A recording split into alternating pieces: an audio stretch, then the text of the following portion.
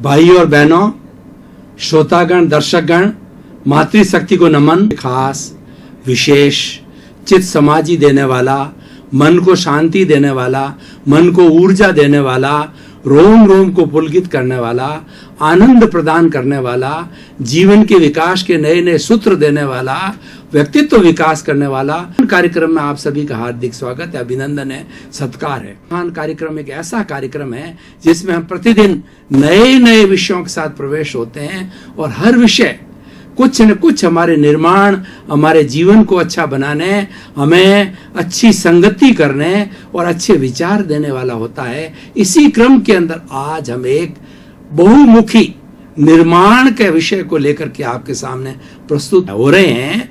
आज का हमारा विषय है अपना निर्माण अपने से। भाई और बहनों, दर्शकगण, श्रोतागण, ऐसा कहा जाता है, man is the builder of his fate. व्यक्ति अपने भाग्य का निर्माता है। भाग्य बनाने वाला व्यक्ति स्वयं है। दूसरा व्यक्ति मदद कर सकता है, सहयोगी बन सकता है, सुविधा दे सकता है, लेकिन भाग्य का निर्माण स्वयं को ही करना पड़ेगा। ऐसा कहा जाता है कि अपने मरे बिना स्वर्ग नहीं मिलता है। मुझे अगर स्वर्ग जाना है तो पहले मुझे मरना पड़ेगा या मेरी मौत आएगी जब मैं स्वर्ग जाऊंगा। करना खुद को पड़ेगा। चरे वेती चलते रहो चलते रहो चलते रहो।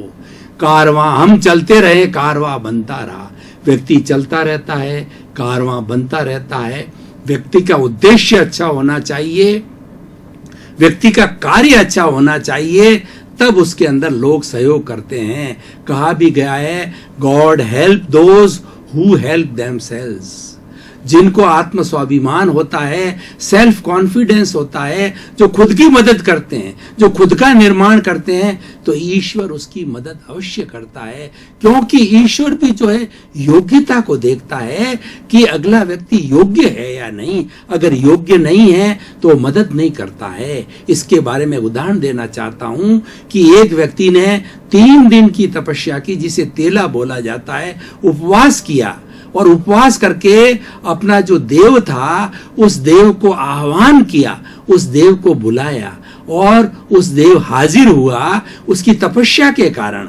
और हाजिर होकर उस देव ने पूछा कि मुझे किस लिए बुलाया गया है, कि मैं मेरे जीवन के अंदर सफलता प्राप्त करना चाहता हूँ, जीवन के अंदर उच्च स्थान प्राप्त करना चाहता हूँ। तब उसने उसकी परीक्षा ली है कि इसके अंदर कितनी योग्यता है। तो उसने सबसे पहले पूछा कि क्या तुम्हारी पत्नी तुम्हारा सहयोग करने वाली है, तुम्हारे कहने में है, तुम्हारे विचारों में चलती है? नहीं। तुम्हारा पुत्र जो है तुम्हें सहयोग करने वाला है या नहीं? नहीं। तुम्हारे माता पिता? नहीं। तुम्हारे मित्रगण? नहीं। तुम्हारे संबंधी गण? नहीं।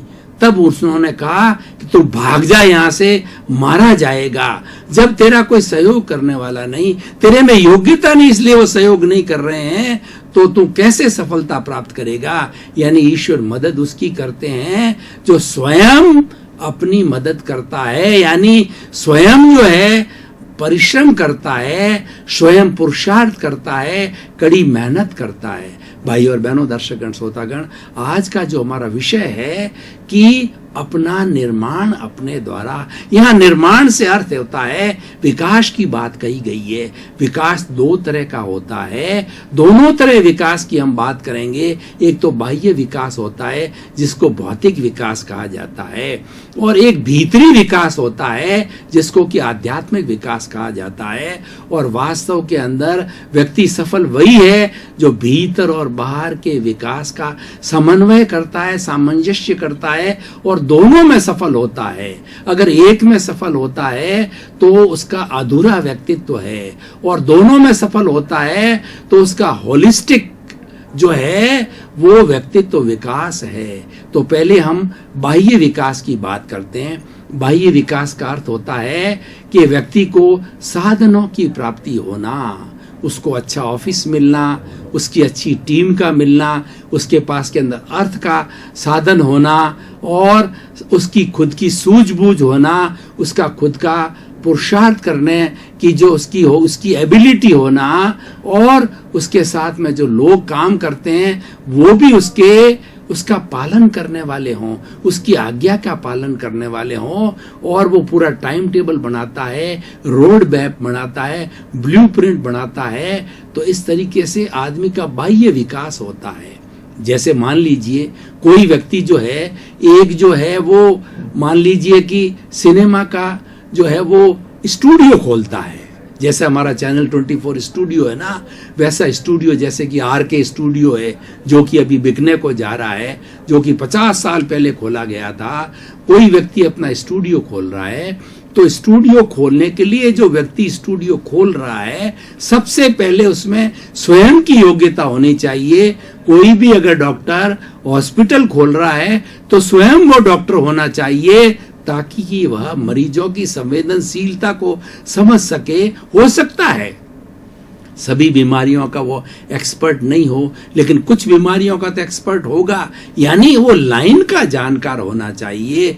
तो उसी तरीके से हम स्टूडियो की बात कर रहे हैं, तो स्टूडियो को खोलने वाला अच्छा कलाकार होना चाहिए। एक अच्छा कलाकार दूसरे कलाकारों को जोड़ सकता है और उनकी भावनाओं को समझ सकता है, उनकी योग्यता को समझ सकता है। यानी जो हम कार्य करें उस काम का पहले अच्छी तरह से अनुभव करो। सीधा कोई भी निर्माण की हम बाह्य की बात करते हैं, सीधा नहीं घुसना है। सबसे पहले ट्रेनिंग ली जानी चाहिए। बड़े बड़े ऑफिसर्स होते हैं, IAS है, IPS है, इनको पहले जो है प्रैक्टिकल ट्रेनिंग दी जाती है कि किस तरीके से मौत को नियंत्रण करना, किस तरीके से लोगों के साथ में बिहेवियर करना और कैसी संवेदनशीलता रखना। क्योंकि वह जो एक पब्लिक सेक्टर के अंदर जाता है, और पब्लिक सेक्टर के अंदर वो एक ब्रिज होता है सरकार के और पब्लिक के बीच के अंदर। अगर IAS IPS अधिकारी या एडमिनिस्ट्रेटर कुछ भी हो, वह अगर योग्य व्यक्ति होगा तो वह सरकार को भी प्रतिष्ठा दिला देगा और पब्लिक को भी संतुष्ट कर देगा। उसमें वो योग्यता होनी चाहिए, संवेदनशीलता होनी चाहिए। सरकार से जो योजना आ रही है वो लोगों तक पहुंचानी चाहिए, और लोगों की जो भावना है वो सरकार तक पहुंचानी चाहिए। उसमें अहंकार नहीं होना चाहिए उसके अंदर, क्योंकि वो पब्लिक डीलिंग में है। तो लोगों की खरी खोटी बात सुनने का उसके अंदर मादा होना चाहिए, और उसका लूज टेम्परामेंट नहीं होना चाहिए। वो ब्रॉड माइंडेड होना चाहिए, वो विजन वाला होना चाहिए। इन सब की ट्रेनिंग दी जाती है। इसीलिए जो ट्रेंड जो लोग जाते हैं IAS IPS एडमिनिस्ट्रेटर वगैरह, वो सफल होते हैं, क्यों? उनको सूत्र बता दिए जाते हैं, उनको टिप्स बता दिए जाते हैं। तो हम स्टूडियो की बात कर रहे हैं, उसके विकास के लिए उसको बिल्कुल सारी योजना का पता रहना चाहिए। इतनी एकड़ जमीन होनी चाहिए, और इस तरीके की फिल्में ली जाएगी, इस तरीके जो हीरो हीरोइन को लिया जाएगा, हीरोइन की क्या क्वालिटी होनी चाहिए, हीरो की क्या होनी चाहिए, और किस तरह का संवाद होना चाहिए, किस तरह की स्टोरी होनी चाहिए। इन सब बातों का उसको नॉलेज होगा, तब जाकर के वो निर्माण करेगा। और अर्थ कहाँ से आएगा, खुद का कितना अर्थ है, कितना अर्थ बैंक से लेना है, उसकी योजना है, उसका रीपेमेंट है वगैरह, अकाउंट्स को देखने वाले और एग्जीक्यूटिव बॉडी होनी चाहिए जो कि सारे काम को निरीक्षण करे। क्योंकि स्टूडियो में बहुत लंबी चौड़ी आउटिंग भी होती है और इंडोर शूटिंग भी होती है। उसकी सारी व्यवस्था जो है, कैमरामैन अच्छे होने चाहिए, और दूसरा डबिंग करने वाले अच्छे होने चाहिए, शॉट्स लेने वाले अच्छे होने चाहिए, डायरेक्टर्स अच्छे होने चाहिए, गाइडेंस देने वाले अच्छे होने चाहिए। तो इस तरीके से भाइयों, ये सारा बाह्य हमारा विकास होता है, और व्यक्ति सूझबूझ का धनी होता है, मेहनत करता है, तो उसका बाह्य विकास होता रहता है। उसके साथ टीम जुड़ती है, टीम को जोड़ के रखता है, क्योंकि सारा काम टीम स्पिरिट से होता है। सभी लोग घर के नहीं होते हैं, और टीम स्पिरिट से काम अच्छा होता है। अब हम जो है थोड़ा भीतर के विकास की बात करते हैं।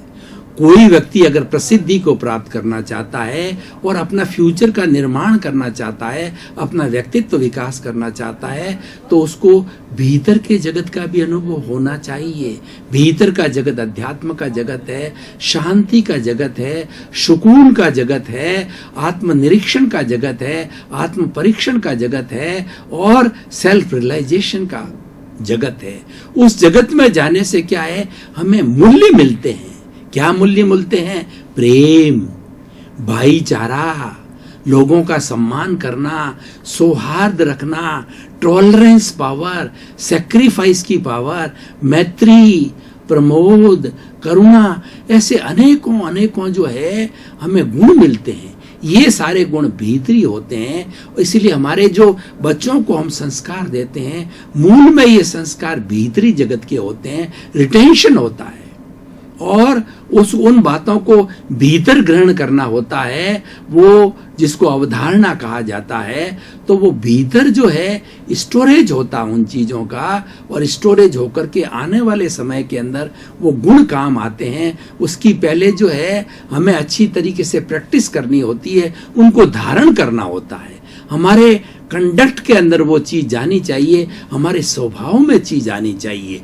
जब तक कोई चीज स्वभाव में नहीं आती है और हमारी कार्य प्रणाली से वो चीज जुड़ नहीं जाती है, तब तक हमारा वो अभिन्न अंग नहीं बनता है।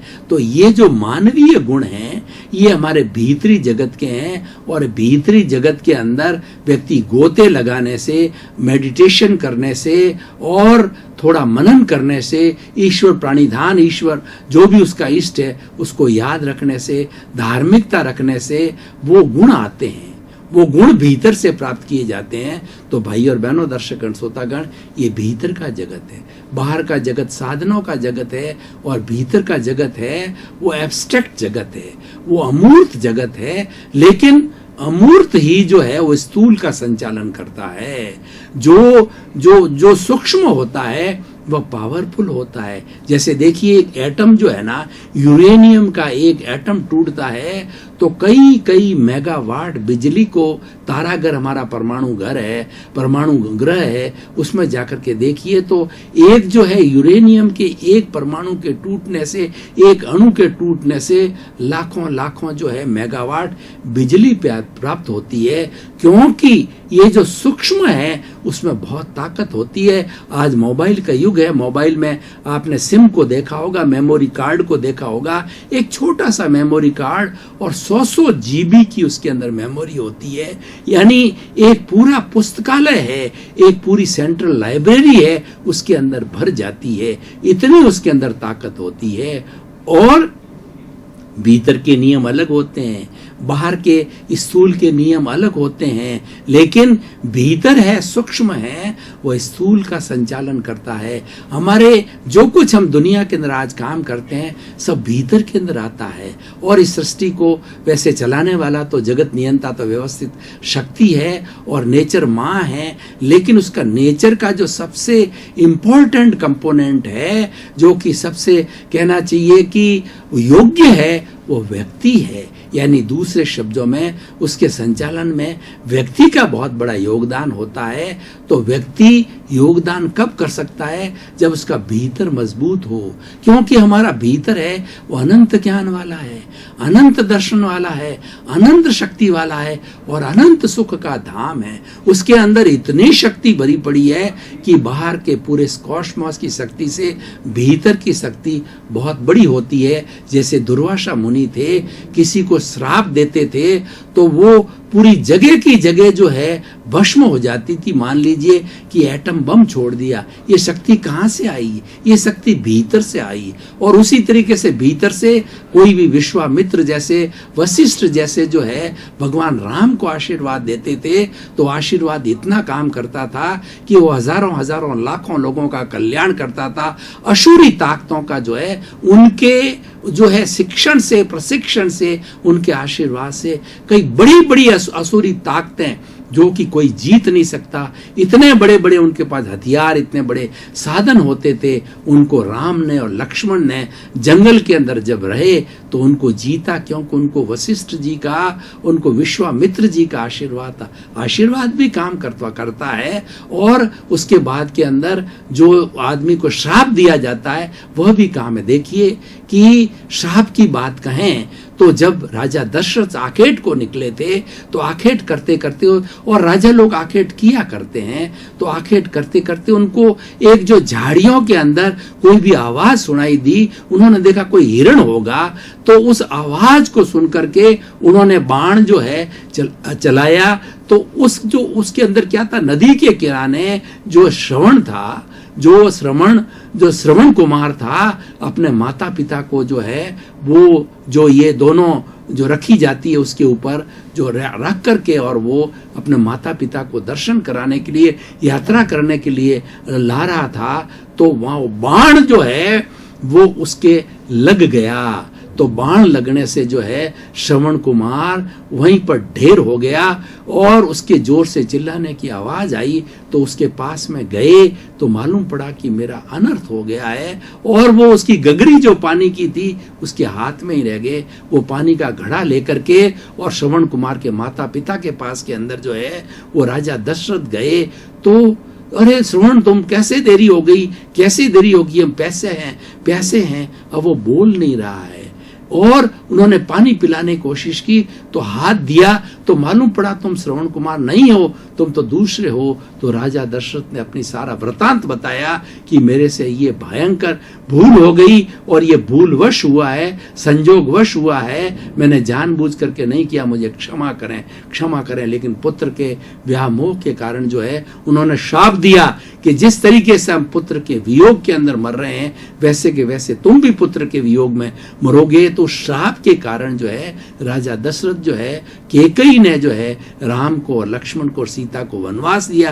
कैकेयी कारण क्योंकि वचनबद्ध थे, रघुकुल रीत सदा चली आई, और प्राण जाए पर वचन न जाई। तो भाई और बहनों, दर्शकगण, श्रोतागण, ये सारे अपने अपने भाग्य के निर्माण की बातें होती है। तो इस तरीके से अब हमने भीतरी जगत और बाह्य जगत के निर्माण की बातें कही।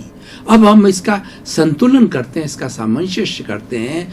तो व्यक्ति जो अपने भाग्य का निर्माण करना चाहता है, अपने व्यक्तित्व का निर्माण करना चाहता है, कुछ बनना चाहता है, कुछ होना चाहता है, तो उसको अपना लक्ष्य बनाना चाहिए। एक बार जो भी लक्ष्य बन गया कि मुझे अच्छा एक्टर बनना है, मुझे अच्छा नेता बनना है, मुझे अच्छा एमएलए बनना है, एमपी बनना है, टीचर बनना है, प्रोफेसर बनना है, डॉक्टर बनना है, इंजीनियर बनना है, और मुझे समाज की सेवा करनी है। ये सभी लोग समाज की सेवा करने वाले होते हैं। उसके पीछे ध्येय होना चाहिए।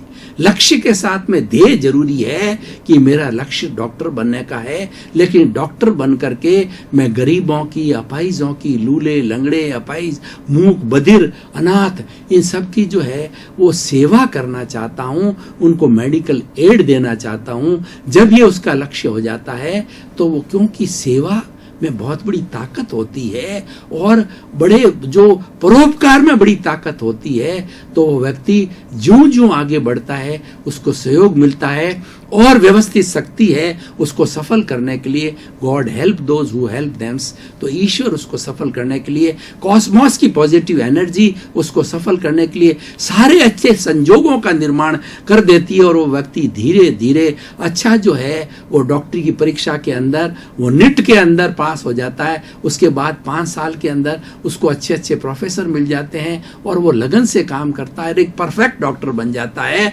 और जब वो जो है आजीविका कमाने के लिए आता है, सेवा की भावना के करने के लिए आता है, तो व्यक्ति कहीं का कहीं चला जाता है। 2 तरह के व्यक्ति होते हैं, एक मनी माइंडेड होते हैं जो सिर्फ पैसे के लिए जो है कार्य करते हैं, डॉक्टर बनते हैं, इंजीनियर बनते हैं, व्यापारी बनते हैं, और एक के डुअल रोल होता है कि भाई मेरा परिवार है, आजीविका तो कमानी पड़ेगी, आजीविका तो उसको मिलती है, लेकिन हर एक के अंदर वो सेवा की भावना रखता है। कोई भी बीमार आता है उसको शांति देता है, सुकून देता है, उससे प्रेम से बात करता है, और उसकी डायग्नोसिस करता है, उसकी गहराई में जाता है। तो लोग देखते हैं डॉक्टर साहब बहुत अच्छे हैं, इतनी केयर करते हैं, तो इतनी केयर करती है, और शांत मिजाज रहता है, खुश रहता है, प्रसन्न रहता है, तो वो व्यक्ति पॉपुलर हो जाता है।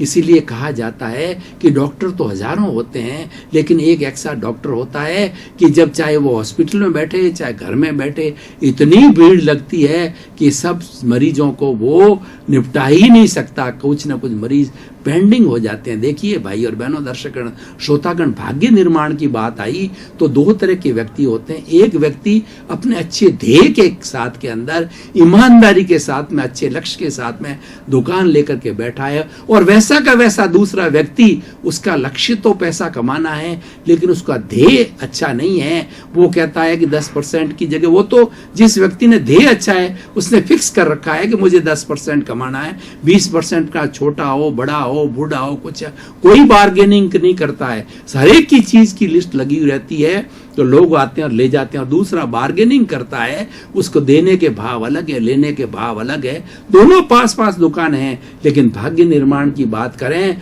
तो जो व्यक्ति अपने अच्छे ध्येय और अपने अच्छे लक्ष्य के साथ चलता है वो कहीं का कहीं पहुंच जाता है। तो भाई और बहनों, मैं इस एपिसोड को, जैसे हमारे पुनरुत्थान कार्यक्रम की जो हमारी परंपरा है कि हम हर एपिसोड को कसौटी पर कसते हैं, जैसे जो सोनी होता है, सुनार होता है, वो सोने को कसौटी पर कसता है कि इसके अंदर 5% अशुद्धि है, 2% है, ये 24 कैरेट की जगह 22 का है, 20 का है, 16 का है। उसी तरीके से हम हर विषय को जो है कसौटी पर कसते हैं कि ये विषय आखिर व्यक्ति को क्या लाभ पहुंचाएगा, समाज को क्या लाभ पहुंचाएगा। और इतनी हम आधा घंटा तक वार्ता करते हैं, मल्टी डायमेंशनल बातें करते हैं, कई उदाहरण देकर के बातें करते हैं, तो कई दोहे देकर के बातें करते हैं, तो आखिर इससे मनुष्य को क्या लाभ होगा।